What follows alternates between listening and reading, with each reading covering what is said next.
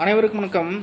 இன்னைக்கு பார்த்தீங்கன்னா, இரவு கரூர்ல தளபதி விஜய் அவர்கள் மீட்டிங் போட்டதுல, கிட்டத்தட்ட அந்த கூட்டத்தில பார்த்தீங்கன்னா, 30 பேத்துக்கு மேல இறந்திருக்கிறதா ஒரு தகவல் நமக்கு கிடைச்சிருக்கு.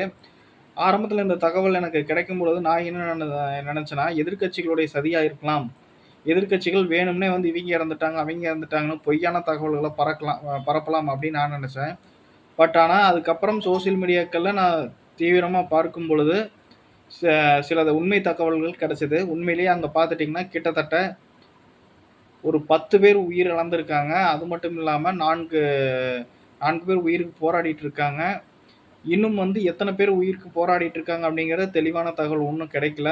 ஆனா, அ அரசு அரசு தரப்பிலிருந்து, காவலர்களுடைய தரப்பிலிருந்து கிடைச்ச தகவல் படி 50க்கும் மேற்பட்ட நபர்கள் இறக்கறக்கு வாய்ப்பு இருக்கு. அந்த அளவுக்கு அங்க வந்து பாதிக்கப்பட்ட நபர்கள் மூச்சு திணறி ஹாஸ்பிட்டல்ல அட்மிட் ஆயிருக்காங்க.